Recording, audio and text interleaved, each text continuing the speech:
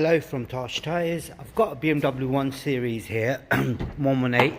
Just going to show you how to reset the tyre pressure warning light. But before I do that, I'll show you where the tyre sizes are. It's right on the door pillar here.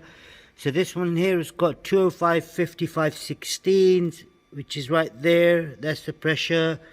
2 bar in the front, 2.1 in the back, 2.2 and 2.7. That's with the load. But if you've got 18s and 17s, that's the pressure right there you need to look at.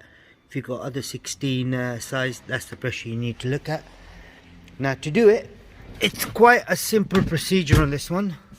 Now this one hasn't got obviously the control panel here, so no screen. So to do this, all I do is start the car up. You'd see in the middle right there, you'll have a tyre warning light come on in a minute. That's the warning light. So I've already done the pressure. All I now need to do is reset the tyre. So I have to play with these buttons right here.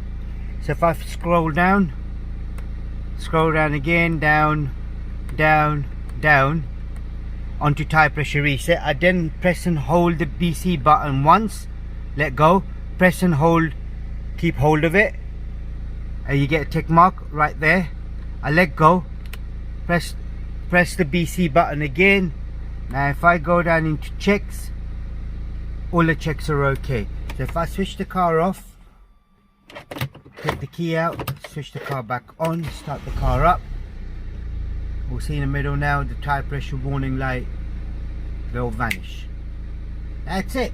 That's all you got to do on this particular model. If there is anything else you need to know, please do let us know. Plus we do have a playlist for BMWs.